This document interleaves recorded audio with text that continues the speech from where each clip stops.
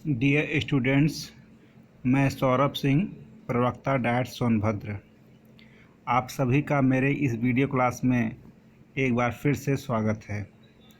Students, मैंने अपने पिछली वीडियो क्लास में आपके विज्ञान पाठ्यक्रम के अंतर्गत अध्याय जीवों की संरचना के अंतर्गत कोशिका के विभिन्न कोशिका अंगकों जैसे endoplasmic reticulum, Golgi bodies, lysosomes इत्यादि के बारे में चर्चा की थी।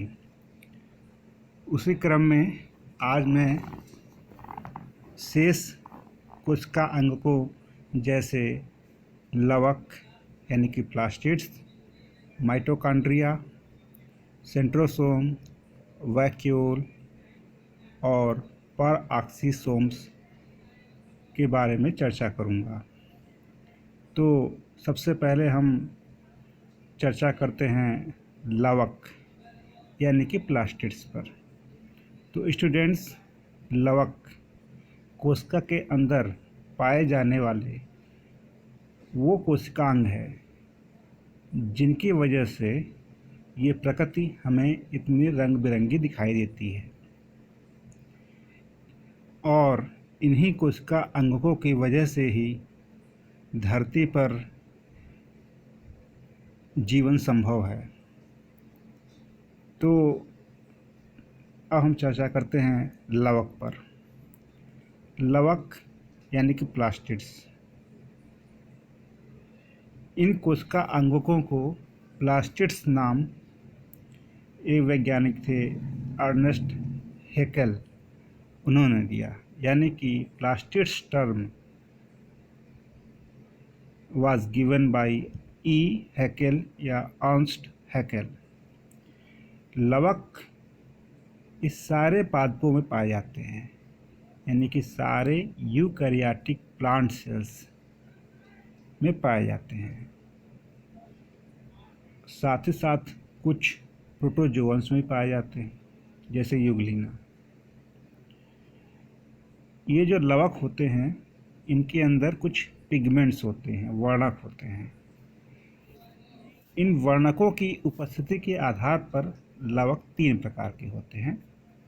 अवार्डी लवक यानी कि ल्यूकोप्लास्ट, दूसरा वार्डी लवक यानी कि क्रोमोप्लास्ट, तीसरा हरित लवक यानी कि क्लोरोप्लास्ट। तो अवार्डी लवक या ल्यूकोप्लास्ट ये पौधे के उन भागों में पाए जाते हैं जहाँ पर सूर्य का प्रकाश नहीं पहुँचता।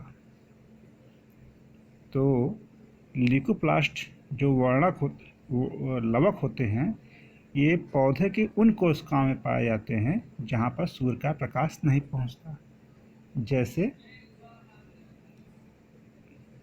जड़, जैसे बीज।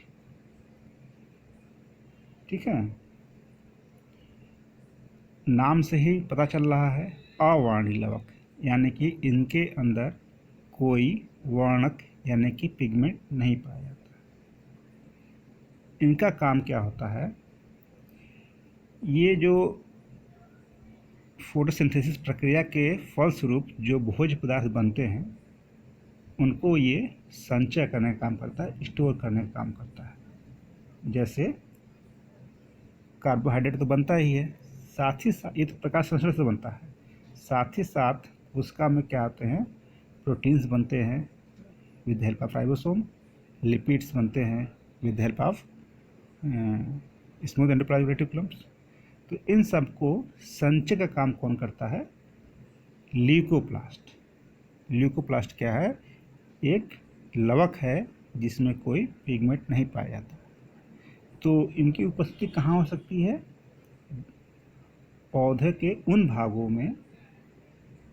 की कोशिकाओं में जहाँ पर सूर्य का प्रकाश नहीं पहुँचता है।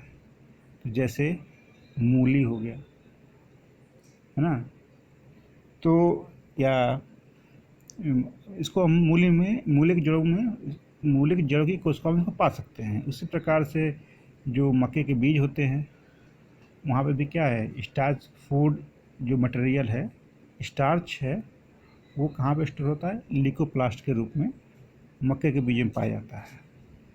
इसी प्रकार से पौधे के उन भागों में जहाँ पे भोजन संचय होता है और सूर्य का प्रकाश नहीं पहुँचता है, वहाँ पे क्या होता है? लिकोप्लास्ट पाए जाते हैं। अब हमारा दूसरा लवक है वर्णी लवक। नाम से प्रतीत हो रहा है वर्णी यानी कि पिगमेंटेशन।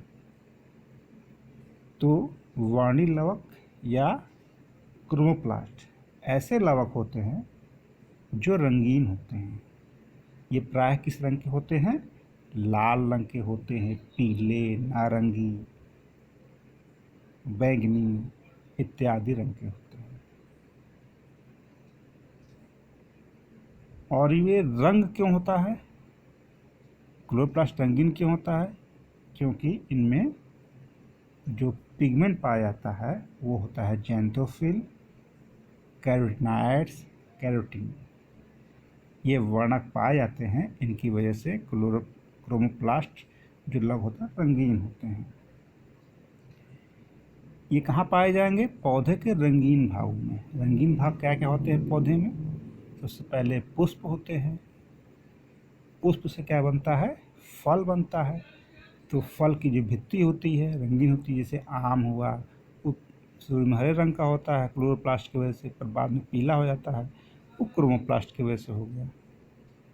फिर इसके बाद फल के अंदर बीज होते हैं, बीज आवरण। बीज आप जानते हैं बीज कई रंग के होते हैं, आपने देखा होगा विभिन्न प्रकार के बीज रंगीन होते हैं। तो बीज आवरण होता है, उसमें भी क्या होता है? उसकी रंगीनियत जो होती है वो क्रोमोप्लास्ट की वजह से होती है।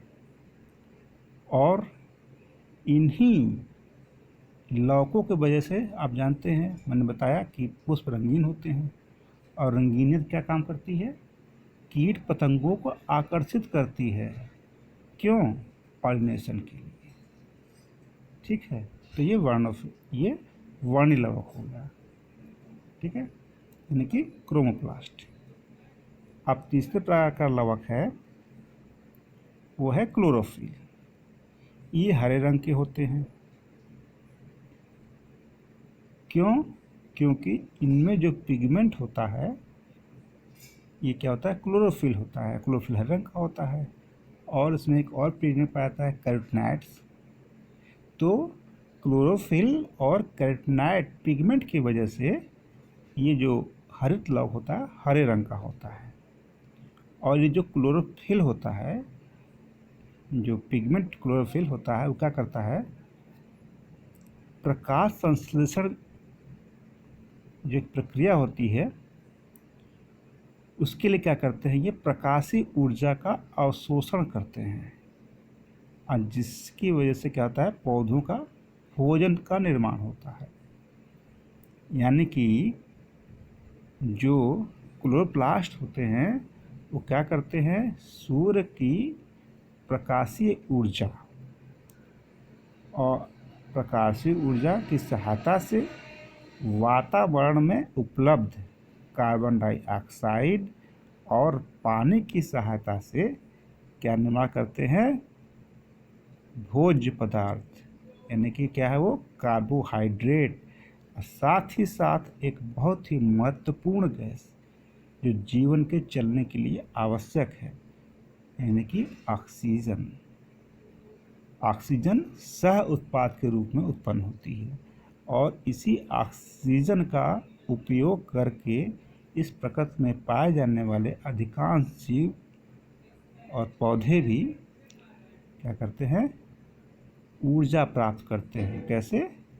कार्बोहाइड्रेट का ऑक्सीडेशन करके। ठीक है, चूँकि ये जो क्लोरोप्लास्ट यानी कि हरित लवक होता है ये क्या करता है? भोजन का निर्माण करता है। इसीलिए इसको हम क्या बोलते हैं? कोशिका का रसोई घर, kitchen of the cell is called chloroplast. ठीक, अब हम बात करते हैं महत्वपूर्ण लवक हरित लवक की संरचना के बारे में। तो क्लोरोप्लास्ट कई आकार के होते हैं। जनरली क्लोरोप्लास्ट कई आकार के होते हैं। तो जनरली क्या होता है कि क्लोरोप्लास्ट लेंस के आकार के होते हैं, या अंडाकार होते हैं, या गोलाकार होते हैं, या सर्कुलर होते हैं, या फीते के समान होते हैं। तो क्लोरोप्लास्ट का आकार विभिन्न प्रकार के होते हैं, विभिन्न प्रकार के वनस्पतियों की प्रकृति के आधार पे, स्पीसीज के आधार पे। और ये जो क्लोरोप्लास्ट होता है, दोहरी झिल्ली से घिरा हुआ कोशिकांग है। ये जो कोशिकांग है क्या, 2 झिल्ली से घिरी हुई है। सबसे पहली वाली झिल्ली क्या होती है, वो आउटर मेम्ब्रेन यानी कि बाह्य भित्ति या बाह्य झिल्ली, ठीक है। उसके नीचे होती है वह क्या, आंतरिक झिल्ली। अब यहाँ पर देख रहे हैं जो एक गाढ़े रंग की सबसे बाहरी जो स्ट्रक्चर है क्लोरोप्लास्ट का, वो आउटर मेम्ब्रेन यानी कि बाह्य झिल्ली। उसके नीचे हल्के रंग का है स्ट्रक्चर, वो इनर मेम्ब्रेन है, ठीक है। और इसको, इन दोनों झिल्लियों के बीच में जो स्पेस होता है उसको हम बोलते हैं इंटर मेम्ब्रेन स्पेस। और आप देख रहे हैं जो आंतरिक झिल्ली है वो एक जगह को घेरे हुए है,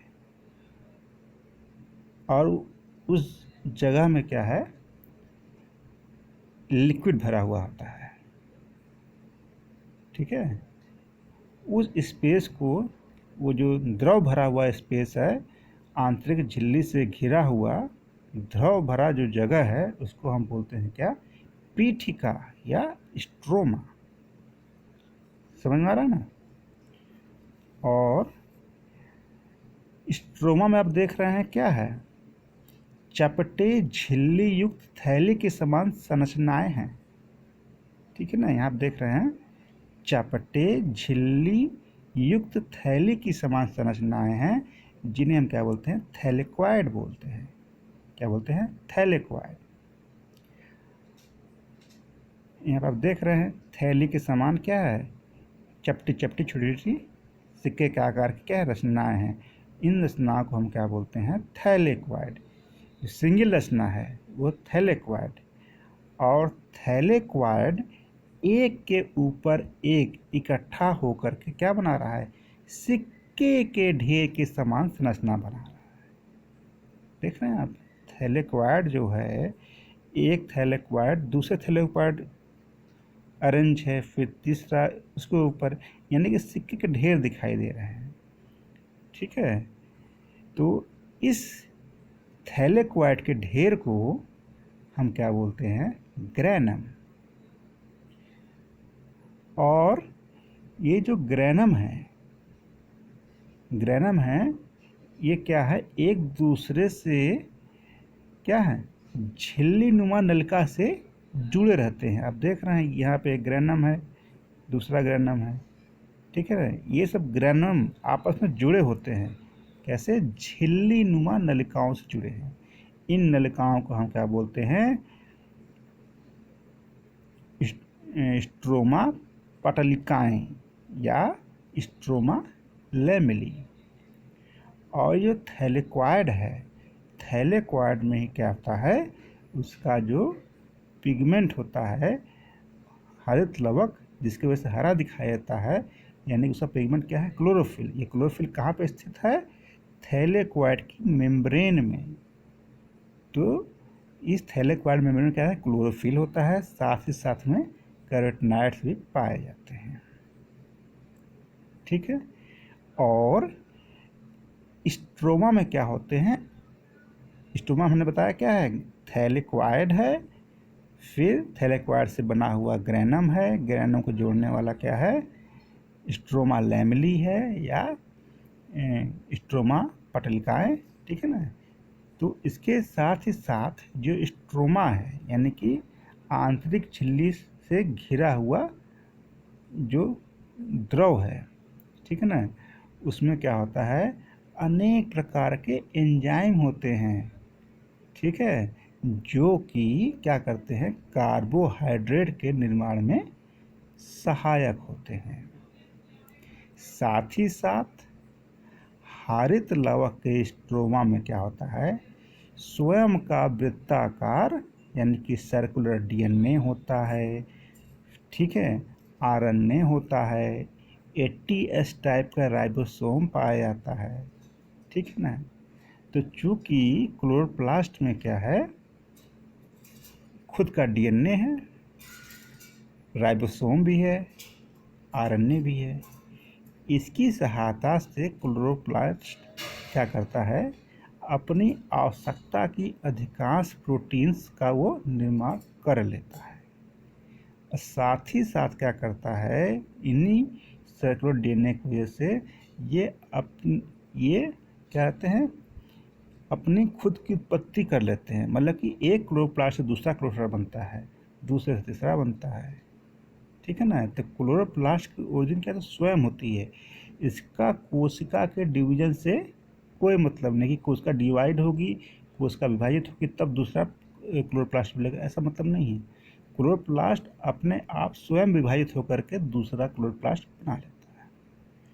तो ये हो गया क्लोरोप्लास्ट का संरचना, हरित लवक की संरचना। और इसका कार्य क्या है, भोजन का निर्माण करना।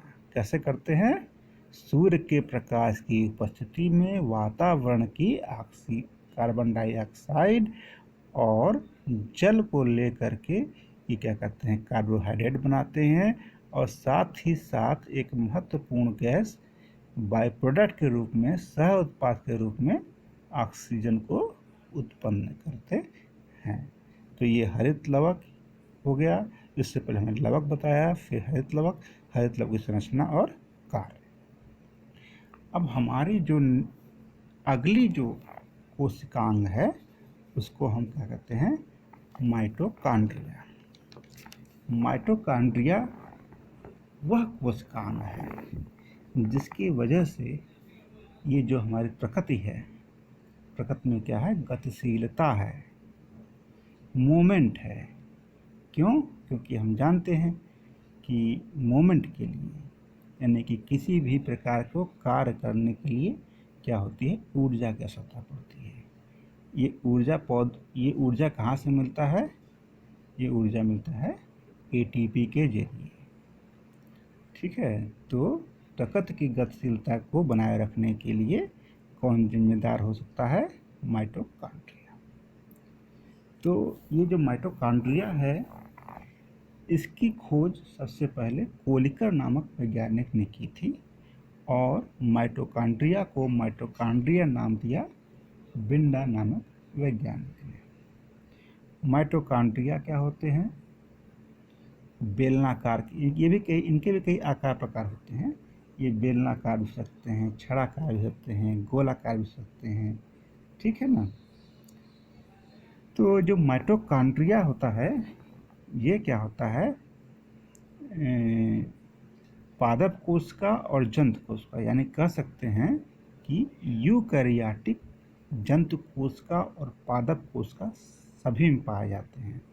किसमें नहीं पाए जाते हैं, वो है प्रोकैरियोटिक, क्योंकि वहाँ पे मेम्ब्रेनस मतलब झिल्लीनुमा संरचनाओं का अभाव होता है। यूकैरियोटिक कोशिकाओं में भी कहाँ ये अनुपस्थित होते हैं, ये पूर्ण विकसित लाल रक्त कणिकाओं को छोड़ करके अन्य सभी यूकैरियोटिक कोशिकाओं में पाए जाते हैं, ठीक है। इसे हम कोशिका का ऊर्जा घर या पावर हाउस कहते हैं, क्योंकि इसमें कोशिका के विभिन्न जैविक क्रियाओं को संपन्न करने के लिए ऊर्जा का उत्पादन होता है। यानी कि माइटोकॉन्ड्रिया ऊर्जा को उत्पादित करती है, और वो ऊर्जा कहाँ कंज्यूम होती है, जीवन की समस्त जैव प्रक्रियाएं, जैसे लोकोमोशन, तंत्रिका तंत्र में आवेग का प्रवाह, उत्सर्जन के लिए ऊर्जा की आवश्यकता, पाचन के लिए ऊर्जा की आवश्यकता, हंसने के लिए ऊर्जा की आवश्यकता, गर्मी से बचाने के लिए, चाहे पादप कोशिका हो चाहे जंतु कोशिका हो, उसके लिए ऊर्जा, ठंड से बचाने के लिए ऊर्जा, ये सब ऊर्जा हमें कहाँ से प्राप्त होती है? माइटोकॉन्ड्रिया से प्राप्त होती है। अब इसकी हम संरचना के बारे में बात करते हैं। तो आप यहाँ पे ये माइटोकॉन्ड्रिया का चित्र देख रहे हैं। माइटोकॉन्ड्रिया क्या होती है? 2 झिल्लियों से घिरा हुआ कोशिकांग है। आप यहाँ पर देख रहे हैं कि जो माइटोकॉन्ड्रिया है 2 झिल्ली से घिरा हुआ है। बाहरी जो झिल्ली है क्या है? स्मूथ है एकदम, इसमें कोई फोल्डिंग नहीं है, एकदम स्मूथ है। ठीक है, तो जो माइटोकॉन्ड्रिया है 2 झिल्ली से घिरा हुआ कोशिकांग है। इसमें क्या है? 2 से कक्ष होते हैं और 2 झिल्लियाँ होती हैं, 2 और 2 कक्ष भी होते हैं। तो आप देख रहे हैं सबसे बाहरी जो झिल्ली है ये 2 झिल्ली से घिरी हुई है। तो सबसे बाहर की ओर वाली झिल्ली को क्या बोलते हैं हम? बाह्य झिल्ली या आउटर मेम्ब्रेन बोलते हैं। यह अविरल यानी कि कहीं पे मोड़ नहीं है, स्मूथ है। ठीक है ना, अविरल या चिकनी झिल्ली होती है। अब आप देख रहे हैं बाहरी झिल्ली के अंदर क्या है? एक आंतरिक झिल्ली है, इसे हम क्या बोलते हैं? Inner membrane. यह बाह्य झिल्ली के नीचे है। इस झिल्ली में आप देख रहे हैं अनेकों उंगली के समान उभार हैं या प्रवर्धन है, मतलब उंगली के समान क्या हुआ है? जो आंतरिक झिल्ली है मुड़ी हुई है और उंगली के समान संरचना बनाई हुई है। ठीक है, तो इन उंगली के समान जो संरचनाएं बनती हैं किसके द्वारा? आंतरिक झिल्ली के द्वारा। इसे हम क्या बोलते हैं? क्रिस्टी। क्रिस्टी क्या होती हैं? इनर मेम्ब्रेन की इनफोल्डिंग्स हैं, फिंगर लाइक इनफोल्डिंग्स हैं।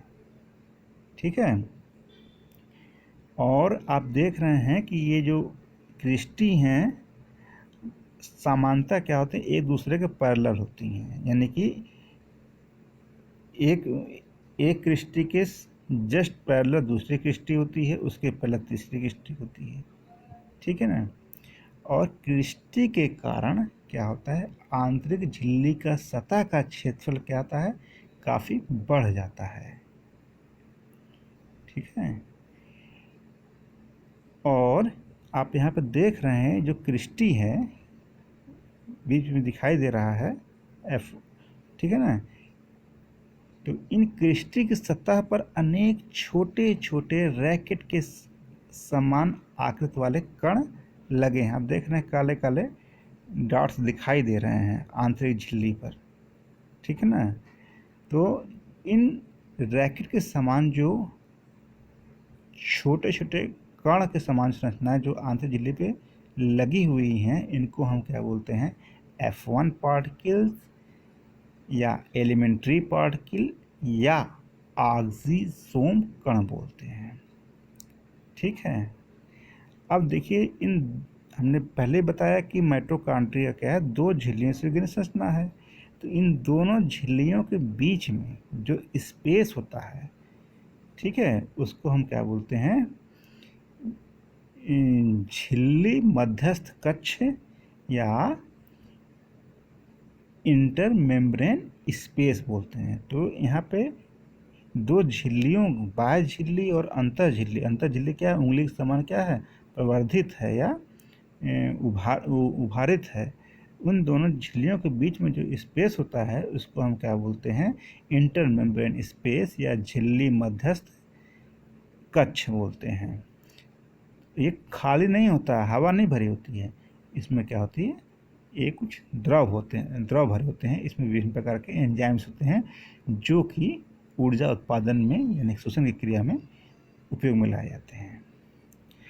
अब जो इनर मेम्ब्रेन है, जिस स्पेस को घेरे हुए है, उसको हम क्या बोलते हैं? भीतरी कक्ष या आधारक कक्ष या मैट्रिक्स। इनर चैम्बर बोलते हैं या मैट्रिक्स बोलते हैं, यानी कि इनर चैम्बर कहिए या मैट्रिक्स। माइटोकॉन्ड्रिया का वह जगह है जो कि इनर मेम्ब्रेन, माइटोकॉन्ड्रिया के इनर मेम्ब्रेन से घिरी होती है। इसमें भी हवा सिर्फ नहीं होती, इसमें क्या होता है, इस कक्ष में जेली के समान क्या होता है, मैट्रिक्स भरा होता है। जो मैट्रिक्स होता है क्या, जेली के समान होता है। मैट्रिक्स में क्या होता है, सैकड़ों तरह के एंजाइम्स पाए जाते हैं। साथ ही साथ क्लोरोप्लास्ट की तरह इसमें क्या है, वृत्ताकार डीएनए है, आरएनए है, 70S राइबोसोम है, ठीक है ना।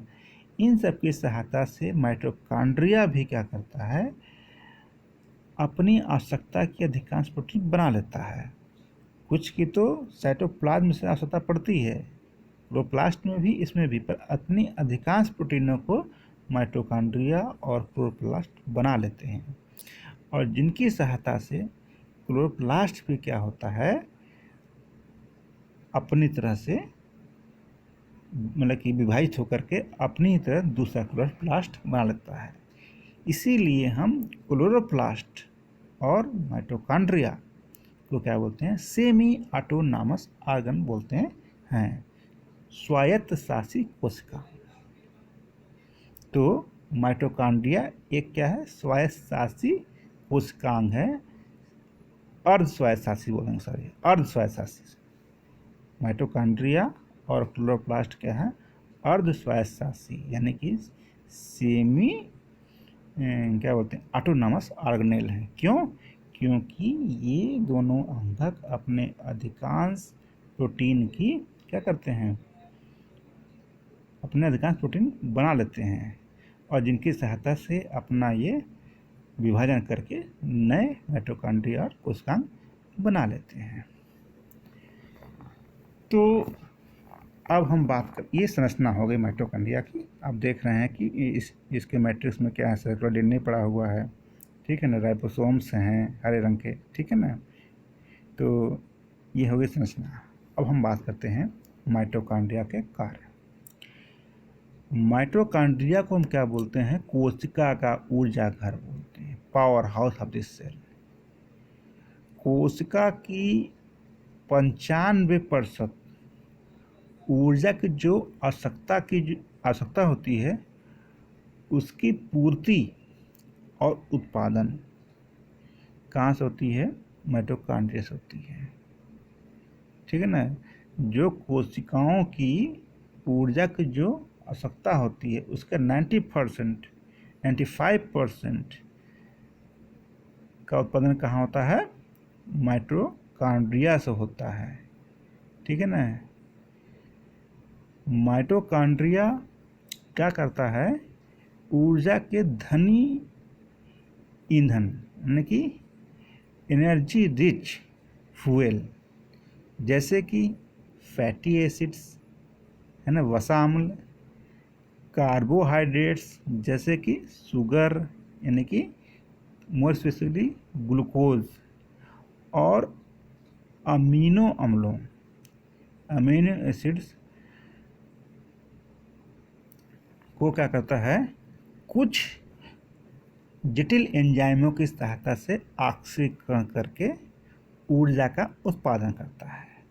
तो माइटोकॉन्ड्रिया क्या करता है, इसके मैट्रिक्स में जो एंजाइम्स पाए जाते हैं, इसकी इनर मेम्ब्रेन हमने जो बताया आर्गियोसोम्स, इनमें क्या होते हैं, विभिन्न प्रकार के एंजाइम्स होते हैं, और ये एंजाइम क्या करते हैं, एनर्जी रिच, यानी कि ऊर्जा के धनी जो पदार्थ होते हैं, जिन्हें हम फ्यूल कहते हैं, एनर्जी रिच फ्यूल, जैसे कि हमारा glucose, fatty acid, amino acid, इन सब को क्या करते हैं, वो ऑक्सीकरण करते हैं, और ऑक्सीकरण करके ऊर्जा का उत्पादन करते हैं।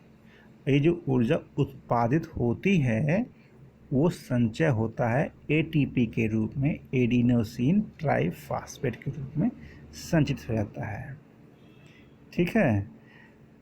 और एटीपी क्या होता है, माइटोकॉन्ड्रिया से निकल करके कोशिका, उसी कोशिका में साथ ही साथ शरीर के उसी कोशिका में क्या होता है, विभिन्न प्रकार की जो जैविक क्रियाएं होती हैं, जैसे मसल का संकुचन, पेशी संकुचन, तंत्रिका तंत्र में आवेग का प्रवाह, ठीक है ना, इसी प्रकार से कोशिका की गति, ठीक है ना, इन सब के लिए ऊर्जा जो होती है एटीपी से होती है। माइटोकॉन्ड्रिया, एटीपी माइटोकॉन्ड्रिया से निकल करके जहाँ उस ऊर्जा की आवश्यकता होती है वो एटोकॉन्ड्रिया वहाँ पहुँचा दिया जाता है और माइटोकॉन्ड्रिया एटीपी क्या होता है अपनी ऊर्जा उस कार्य को करने के लिए प्रस्तुत कर देता है। तो हमने बताया कि क्या करते हैं ये एनर्जी रिच कंपाउंड्स जो होते हैं उनका ये क्या करते हैं वातावरण की ऑक्सीजन की सहायता से उसका ऑक्सीकरण करते हैं। इससे क्या प्राप्त होता है, हमें ऊर्जा प्राप्त होती है, पानी प्राप्त होता है, साथ ही साथ में कार्बन मोनोऑक्साइड गैस प्राप्त होती है, जो कि हमने जैसा पहले बताया कि क्या करते हैं कार्बोहाइड्रेट के निर्माण में भाग लेती हैं। अब हमारा अगला जो कोशिका अंगक है वो है सेंट्रोसोम या तारककाय। इसकी खोज वान बेंडेन नामक वैज्ञानिक ने की थी। इसको ध्यान रखना है कि जैसे क्लोरोप्लास्ट होता है या लवक होते हैं वो कहाँ पाए, वो जंतु कोशिका में नहीं पाए जाते हैं।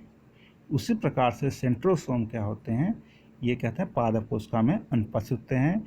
इनके बजाय उसमें क्या होता है ध्रुवीय कैप होता है, ध्रुवीय टोपी होती है, ठीक है।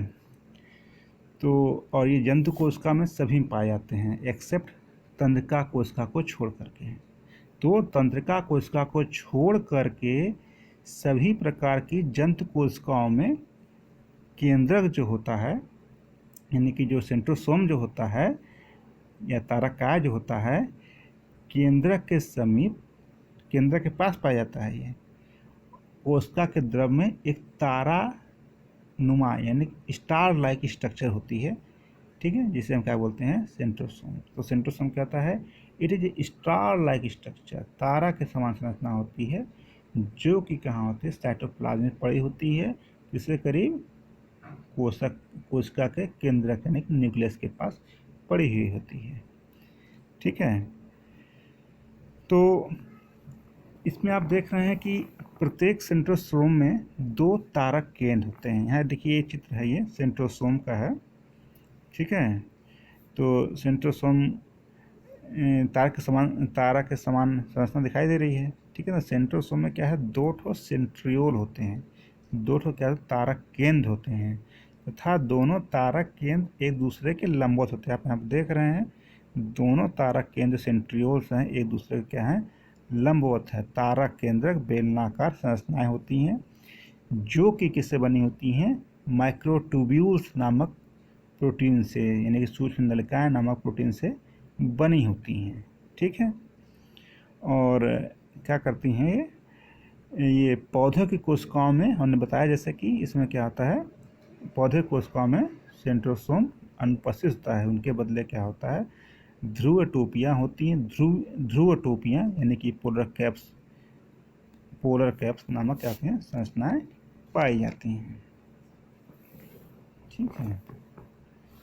अब इस सेंट्रोसोम का कार्य क्या होता है, सेंट्रोसोम जो होता है कोशिका के विभाजन के समय क्या होता है तूर्क तंतुओं का निर्माण करता है। ये माइक्रोट्यूब्यूल्स निकला हुआ है ना, यही सब मिल करके क्या करती हैं जब कोशिका विभाजित होती है तो स्पिंडल फाइबर्स का निर्माण करती हैं, तूर्क तंतुओं का निर्माण करती हैं, ठीक है। और जो कि पादप में क्या पाता है पोलर कैप्स यानी कि ध्रुव टोपियाँ पाई जाती हैं। तो तूर्क तंतुओं का निर्माण पादपों में क्या करती हैं पोलर कैप्स करती हैं, ठीक। ये क्या करता है शुक्राणु की पूंछ का निर्माण करता है, ठीक। दूसरा क्या करता है सूक्ष्म जीवों में पाए जाने वाले गमन अंगों को, सूक्ष्म जीव से यूग्लिना हुआ, ठीक है, क्लेमाइडोमोनास हुआ, अमीबा हुआ, पैरामीशियम हुआ, ठीक है ना। इसी प्रकार से फंगस में होते हैं जूस्पोर्स होते हैं, ठीक है ना। तो सूक्ष्म जीवों में पाए जाने वाले गमन अंगों यानी कि मोमेंट लोकोमोटरी ऑर्गन्स जैसे कि कशाभिका यानी कि फ्लैजिला, पश्चाभ यानी कि सीलिया का निर्माण करते हैं। कौन करता है ये सेंट्रोसोम करता है, ठीक, तो ये हो गया सेंट्रोसोम, इसकी उपस्थिति, इसकी संरचना, उसके कार्य, इसकी खोज विंडन ने की थी, बताया हमने। अब स्टूडेंट्स, अब हमारा जो अगला कोशिकांग है वो क्या है? रिक्तिका। इसे हम क्या बोलते हैं? वैक्यूल। ठीक, तो ये देखिए, जो वैक्यूल होता है जंतु कोशिका पादप कोशिका दोनों पाया जाता है, परंतु इसमें खासियत ये है कि जंतु कोशिका में वैक्यूल बहुत बड़ी होती है। अधिकांश कोशिका के 90% भाग यही घेर लेता है, और जंतुओं में क्या होता है ना, बहुत छोटी छोटी स्ट्रक्चर्स होती हैं। ठीक है, छोटी छोटी थैली समान स्ट्रक्चर होती हैं। तो क्या होती हैं ये? कोशिका के कोशिका द्रव में सूक्ष्म अथवा बड़ी, ठीक है ना, बुलबुले के समान संरचनाएं होती हैं, जिन्हें क्या बोलते हैं? रिक्तिका बोलते हैं। रिक्तिका क्या होती है? एक झिल्ली द्वारा घिरी हुई संरचना होती है। आप यहाँ देख रहे हैं जो रिक्तिका है, ये देखिए यहाँ पे कई सारे ऑर्गेनेल्स है, क्लोरोप्लास्ट है, न्यूक्लियस है, फिर उसके न्यूक्लियस के पास क्या है?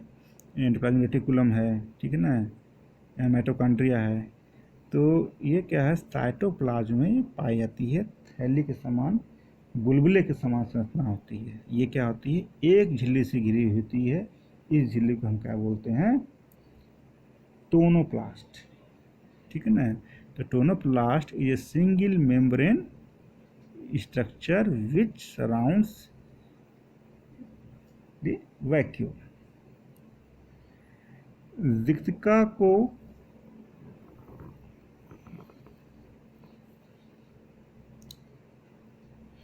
ये रिक्तिका जो होती है, इस रिक्तिका में जो उपस्थित द्रव होता है उसको हम क्या बोलते हैं?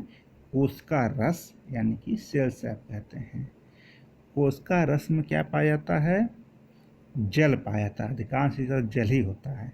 इसमें अमीनो एसिड्स भी होते हैं, प्रोटीन्स भी होते हैं, कुछ शुगर्स भी होते हैं, साथ ही साथ उत्सर्जी एवं अन्य अनुपयोगी पदार्थ भी पाए जाते हैं।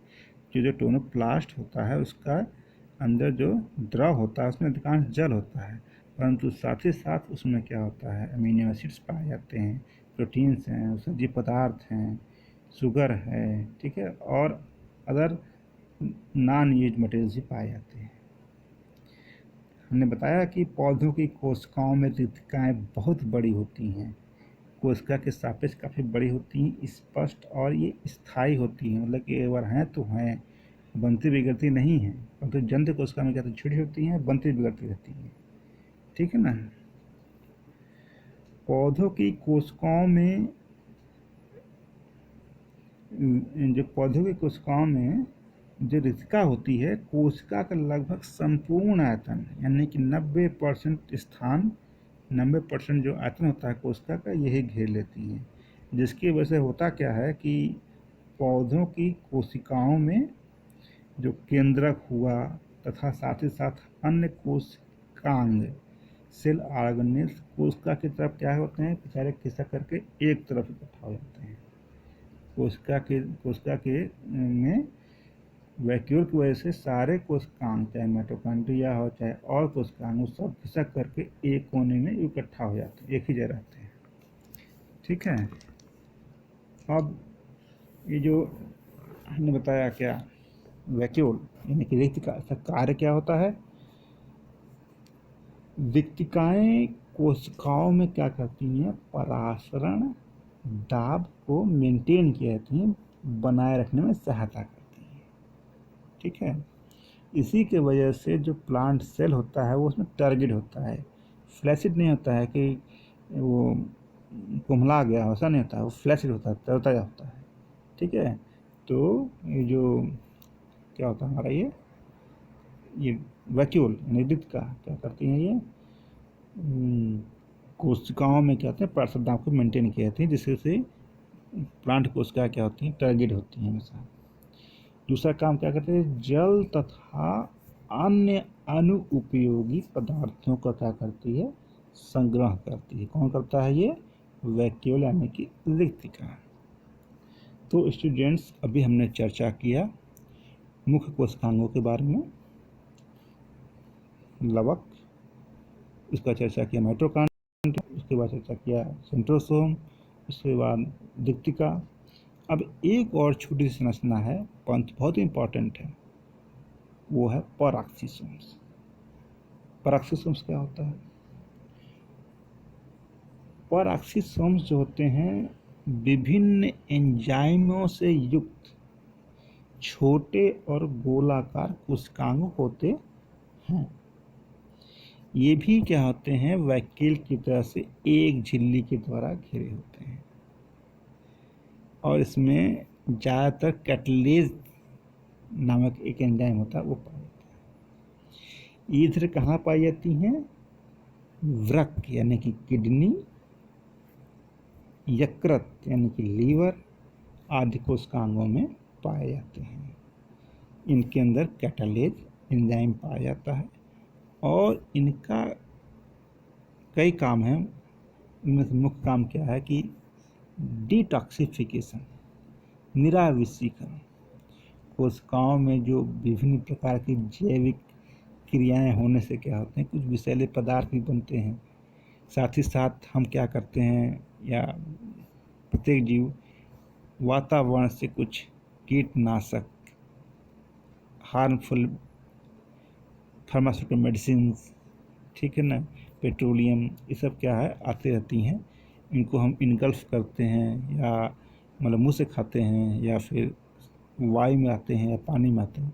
इन सब का क्या करता है, डिटॉक्सिफाई करता है। इन सब ये सब विष होते हैं, इनको वो नष्ट करता है। यानी कि डिटॉक्सिफिकेशन, कोशिकाओं के डिटॉक्सिफिकेशन यानी कि निराविषीकरण में क्या कहते हैं, ये जो परऑक्सीसोम्स होते हैं वो भाग लेती हैं। साथ ही साथ क्या करती हैं, ये जो रेस्पिरेशन के समय बहुत लंबी लंबी जो फैटी एसिड्स होती हैं उनको ब्रेक करके छोटे छोटे टुकड़ों में वो चेंज कर देता है, जिससे क्या होता है फाइनली वो ग्लूकोज मिलता है। ग्लूकोज का वो ऑक्सीडेशन करके माइटोकॉन्ड्रिया ऊर्जा को उत्पादन करते हैं। तो स्टूडेंट्स, आज हमने चर्चा किया क्लोरोप्लास्ट यानी कि हरित लवक, क्या कह सकते हैं कि लवक, प्लास्टिड्स के बारे में चर्चा किया, माइटोकॉन्ड्रिया, इसे हम क्या बोलते हैं, कोशिका का ऊर्जा घर, पावर हाउस। क्लोरोप्लास्ट को कहते हैं कोशिका का रसोई घर। फिर चर्चा किया हमने सेंट्रोसोम, फिर चर्चा किया लवक, वैक्यूल रेतिका, फिर हमने चर्चा किया परऑक्सीसोम्स। तो इस प्रकार से हमने कोशिका के विभिन्न अंगक की संरचनाएं, उनके कार्य के बारे में चर्चा किया। अगली क्लास में हम कोशिका सिद्धांत और प्रोकैरियोटिक कोशिका, यूकैरियोटिक कोशिका और पादप कोशिका, जंतु कोशिका में क्या भिन्नताएं होती हैं उसके बारे में चर्चा करके ये अध्याय खत्म कर देंगे। Okay, thank you.